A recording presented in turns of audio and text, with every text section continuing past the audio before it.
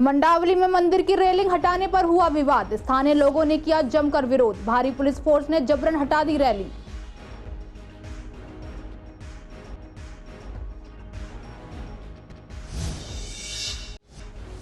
बहत्तर साल की महिला की बेरहमी से हत्या, 3 युवकों ने की हत्या। सीसीटीवी फुटेज से मिले सुराग।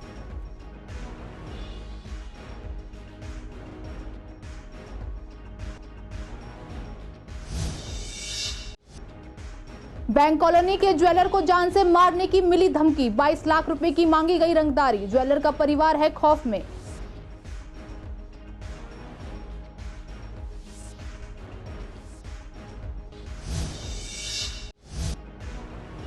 वाहन चेकिंग के दौरान पकड़े गए 2 चोर। पुलिस टीम को देखकर की भागने की कोशिश। तलाशी में मिला एक देशी पिस्तौल और एक जिंदा कारतूस।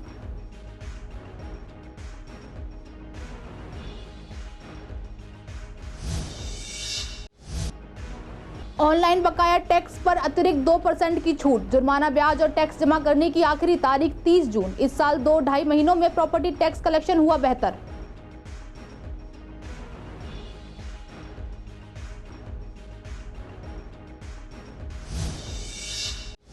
नमस्कार, आप देख रहे हैं CCN लाइव। मैं हूं आपके साथ काजल चौधरी। स्वागत है आपका हमारी खास पेशकश पूर्वी दिल्ली खास में। रुक करेंगे खबरों की ओर। राजधानी दिल्ली में एक मंदिर के बाहर बने अवैध निर्माण को लेकर आम लोग और प्रशासन आमने सामने आ गए हैं। गुरुवार को पूर्वी दिल्ली के मंडावली इलाके में बने शनि मंदिर के बाहर लगी अवैध रेलिंग को तोड़ने पहुंचे प्रशासन का लोगों ने जबरदस्त विरोध किया और जमकर नारेबाजी की। स्थानीय लोगों और सुरक्षा कर्मियों के बीच इसे लेकर झड़प भी हुई। लोगों की भारी संख्या को देखते हुए स्थानीय पुलिस के साथ भारी संख्या में पैरामिलिट्री फोर्स भी मौके पर तैनात की गई। जिस समय प्रशासन अपने कार्यवाही के लिए पहुंचा, उस समय मंदिर में महिलाएं भजन गा रही थीं। लोगों ने प्रशासन की कार्यवाही का विरोध करते हुए जय श्री राम के नारे लगाए। पूर्वी दिल्ली के डीएम ने कहा कि यहां सिर्फ रेलिंग हटाने आए थे और इसे हटाने का काम जारी है।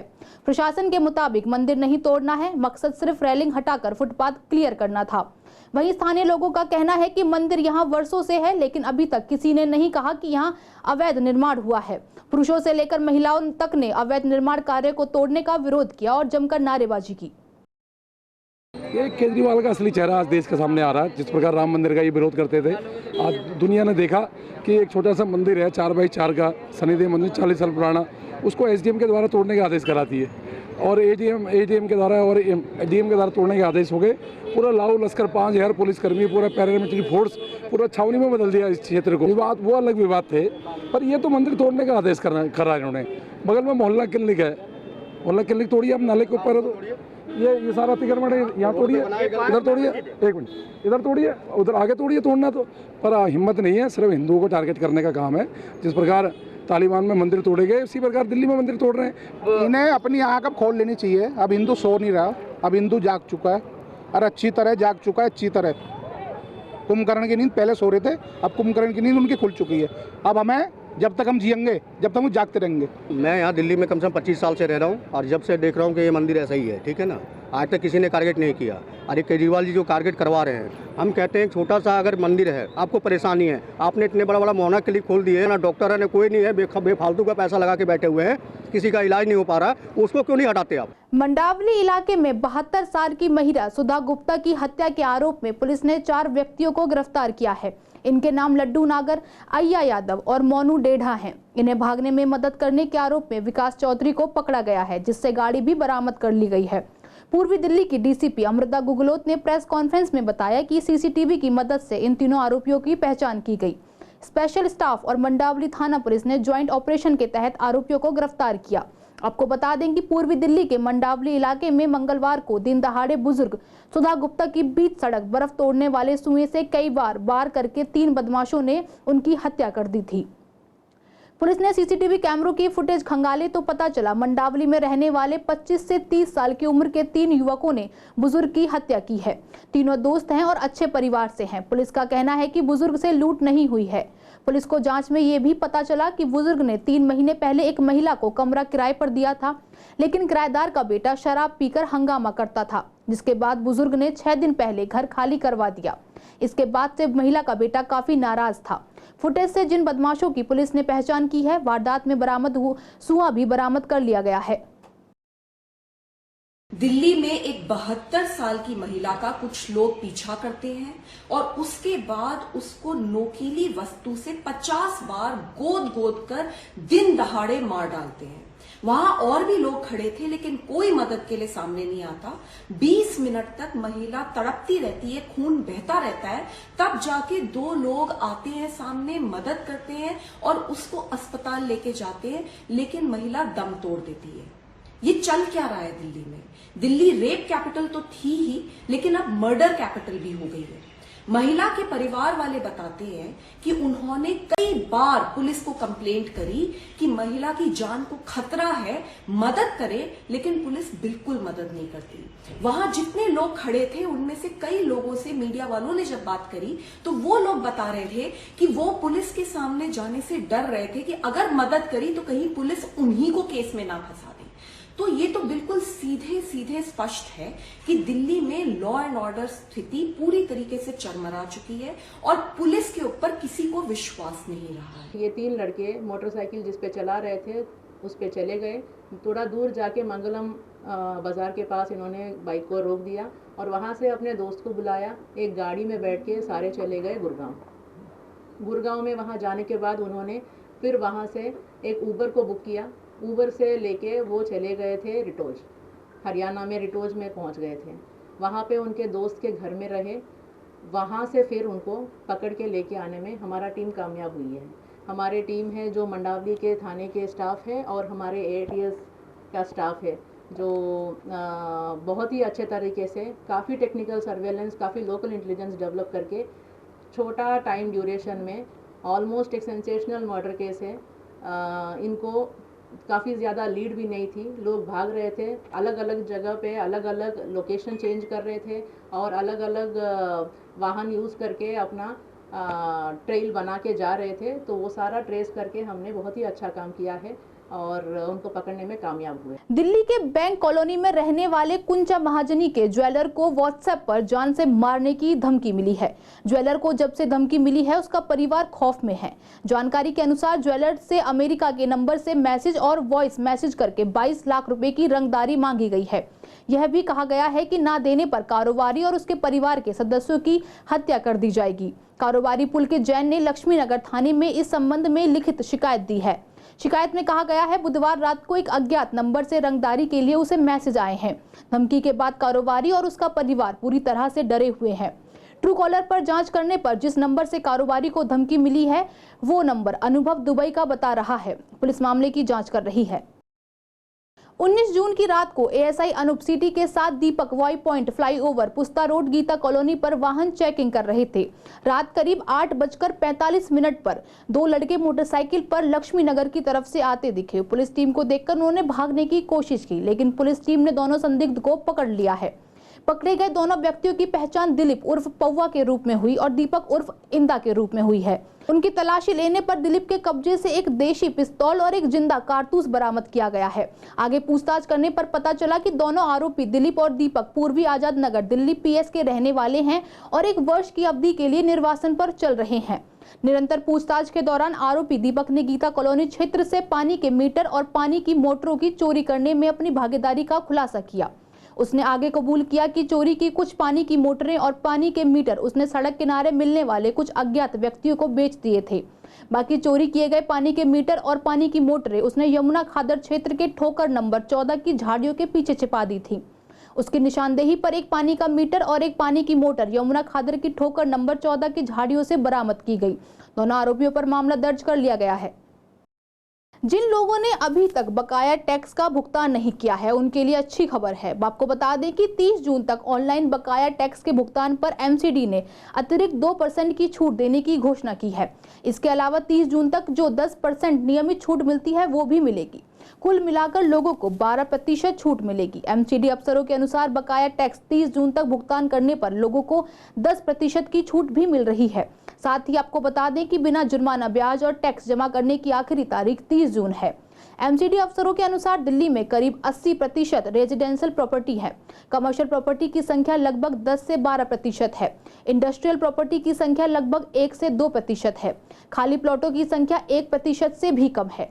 एमसीडी कमर्शियल प्रॉपर्टी के अलावा रेजिडेंशियल प्रॉपर्टी ऑनर से टैक्स कलेक्शन पर जोर दे रही है। साथ ही लोगों को प्रोत्साहित करने के लिए छूट भी दी जा रही है। कुछ सालों की तुलना में इस साल 2 से 2.5 महीनों में प्रॉपर्टी टैक्स कलेक्शन बेहतर हुआ है। हाउस टैक्स जो है वो निगम की आय का बहुत बड़ा स्रोत है और हाउस टैक्स बढ़ना चाहिए, ज़्यादा पैसा आना चाहिए, तभी सरकारें जनता की सेवा कर सकती हैं। लेकिन पैसा कैसे आना चाहिए ये बड़ा महत्वपूर्ण है। आम आदमी पार्टी जब चुनाव में थी तो हाउस टैक्स हटा देंगे, हाउस टैक्स कम कर देंगे, ऐसे बहुत सारे वादे करती थी। लेकिन सत्ता में आते ही इन्होंने जो डिस्काउंट था 15% उसे 10% कर दिया, एजुकेशन सेस लगा दिया, नए मकानों पे ज़्यादा टैक्स लगा दिया और कमर्शियल प्रॉपर्टी पर भी टैक्स बढ़ा दिया। तो जहां कोशिश होनी चाहिए थी कि ज़्यादा से ज़्यादा प्रॉपर्टीज़ जो टैक्स के दायरे में नहीं है धीरे धीरे उनसे टैक्स लेके टैक्स को बढ़ाया जाए, लेकिन इन्होंने सीधा छोटा रास्ता अपनाकर टैक्स बढ़ा दिया। और अभी लेकिन मेरा निवेदन है, क्योंकि 30 जो जून है 30 जून तक जो है कुछ छूट रहती है निगम की तरफ से, तो उसमें 2% अगर आप ऑनलाइन टैक्स भरते हो, ज़्यादातर आजकल ऑनलाइन है, 2% की छूट आपको मिलेगी। जो पहले 15% की छूट होती थी पहले 3 महीने देने की, वो अब 10% हो गई है। तो कम से कम उस छूट का आप लाभ उठाइए और 30 जून तक टैक्स को जमा करवाइए। जो एमसीडी सरकार द्वारा हाउस टैक्स की जो स्कीम लॉन्च की गई है, जो 2% रिबेट के लिए किया गया है, वो एक बहुत अच्छा कदम है। अगर सरकार इसमें जो पहले की तरह रिबेट 30% और देती तो बहुत अच्छा रहता, पर चलो जो भी सुविधा मिल रही पब्लिक के लिए वो बहुत अच्छा कदम है। इसके लिए हम एमसीडी के धन्यवाद करते हैं और आभार हैं। पूर्वी दिल्ली के प्रीत विहार की मेन रोड काफी टूटी हुई है। यहाँ के स्थानीय लोग काफी परेशान हैं। लोगों का कहना है कि हर साल यह रोड टूटती है। यहाँ पर कई बार हमने इस विषय में स्थानीय विधायक ओम प्रकाश शर्मा जी से शिकायत भी की थी, लेकिन कोई कार्यवाही नहीं हुई। हमारे संवाददाता मोहित शर्मा ने स्थानीय विधायक ओम प्रकाश शर्मा से जब इस विषय पर बातचीत करी तो उन्होंने कहा कि जल्द से जल्द इस रोड को बनवाया जाएगा। यह रोड प्रीत विहार से लेकर मधुबन चौक तक टूटी हुई है, जिस वजह से लोगों को काफी दिक्कतों का सामना करना पड़ रहा है। लोगों का कहना है कि जल्द से जल्द इस रोड को बनवाया जाना चाहिए। देखिए, दुर्गा मंदिर से मधुबन चौक तक की जो सड़क है, वहाँ पानी का एक रिजर्वायर बहुत बड़ी लाइन है। बार बार लगातार वाटर सप्लाई से बात करते हैं, लेकिन वो लीक होती है और वहाँ पे अभी सीवर डाले गए हैं। सीवर डाले जाने की वजह से पूरी रोड बीच में से कट गई है, जिससे लोगों को दिक्कत हो रही है। लेकिन सर, हम लोग भी काफ़ी समय से उसमें पीडब्ल्यूडी और वाटर सप्लाई का पेमेंट का झगड़ा चल रहा था। हम लोग इस मामले हमारी जानकारी में है। जो इंजीनियर इन चीफ पीडब्ल्यूडी हैं, उनसे मेरी बात लगातार चल रही है और मुझे लगता है कि इस महीने के आखिर तक, क्योंकि 8, 7, 10 दिन रह गए हैं, ये सड़क बननी चालू हो जानी चाहिए। पूर्वी दिल्ली की AATS टीम ने एक ऑटो लिफ्टर को गिरफ्तार किया है, जिससे कई केसों का खुलासा हुआ है। पुलिस को चोरी के मामलों में शामिल अपराधियों की पहचान करने और उन्हें गिरफ्तार करने का काम सौंपा गया था। टीम ने MV चोरी और माउंटेड मैनुअल इंटेलिजेंस की सभी घटनाओं के CCTV फुटेज खंगाले और इस संबंध में खुफिया जानकारी जुटाने के लिए इलाके के स्थानीय मुखबिरों को भी लगाया गया था। न्यू अशोकनगर थाना क्षेत्र में मौजूद टीम को सूचना मिली कि जिला नून मेवात निवासी मुस्ताक नाम का एक हताश ऑटो लिफ्टर चोरी की गई वारदातों में शामिल है। जानकारी के अनुसार आरोपितों के पास अवैध हथियार हो सकते थे। इंस्पेक्टर AATS गौरव चौधरी के नेतृत्व में एक टीम बनाई गई, जिसमें SI Manoj Solanki, constable Nilesh, constable Anil और कांस्टेबल राजू लाल शामिल थे। पूर्वी जिले के DCP अमृता गुगलोत ने गुप्त मुखबिर के कहने पर छापेमारी की। छापेमारी में 3 व्यक्तियों को गिरफ्तार किया गया और उनके कब्जे से एक चोरी की मोटरसाइकिल और 2 बटन सक्रिय चाकू बरामद किए गए। निरंतर पूछताछ के दौरान उन्होंने पूर्वी दिल्ली में विभिन्न चोरी की घटनाओं का खुलासा किया। उनके खुलासे के बाद जिला नू मेवात से चोरी की 7 मोटरसाइकिल और स्कूटी भी बरामद की गई हैं। पूर्वी दिल्ली के सीमापुरी इलाके में स्नैचिंग की वारदात बढ़ती जा रही हैं। ऐसे में इलाके के एसएचओ विनय यादव ने उन्हें पकड़ने के लिए क्रैक टीम को यह काम सौंपा गया। Head constable Sachin, head constable Chandan, SI Anil के नेतृत्व में आरोपी को धरपकड़ शुरू की गई। 25 से ज्यादा सीसीटीवी देखे गए, जिसमें एक कैमरे में आरोपी का चेहरा सामने आया। पुलिस ने शहीद नगर से आरोपी को गिरफ्तार किया। वारदात में इस्तेमाल की गई बाइक भी पुलिस ने बरामद की। आपको बता दें कि इनसे कई केस का खुलासा हुआ है। ये अलग अलग इलाकों में स्नैचिंग की वारदात को अंजाम दिया करते थे। शादा डिस्ट्रिक्ट की सीमापुरी पुलिस की क्रैक टीम को अहम सफलता हाथ लगी है। आपको बता दें कि क्रैक टीम ने 2 शातिर स्नैचर को गिरफ्तार किया है। सीसीटीवी की मदद से दोनों आरोपी को गिरफ्तार किया गया है। पहले इनकी पहचान की गई और उसके बाद इनको गिरफ्तार कर सीमापुरी पुलिस लाया गया। इनसे कई सामान जो है बरामद हुआ है। वारदात में इस्तेमाल स्प्लेंडर बाइक भी इनसे बरामद हुई है। वहीं आपको बता दें कि पुलिस ने बताया कि इससे कई केसों का खुलासा हो सकता है। फिलहाल इस पूरे मामले में पुलिस ने दोनों आरोपी को गिरफ्तार कर अब सलाखों के पीछे डाल दिया है। वीडियो जर्नलिस्ट अतुल के साथ मोहित शर्मा, सीजन लाइव, दिल्ली। पूर्वी दिल्ली के शाहदरा डिस्ट्रिक्ट में आगामी त्योहारों को लेकर मीटिंग की गई। इस मीटिंग में RWA, MWA और तमाम SHO और ACP शामिल रहे। आने वाले आगामी त्योहारों को लेकर सभी लोगों ने अपनी बात जिले के एडिशनल DCP के सामने रखी। एडिशनल DCP कुशल पाल ने लोगों को बताया कि जिस तरीके से पहले भी त्योहार अच्छे से सेलिब्रेट किए गए हैं, इसी प्रकार हम सब आने वाले आगामी त्योहारों को भी सेलिब्रेट करना है।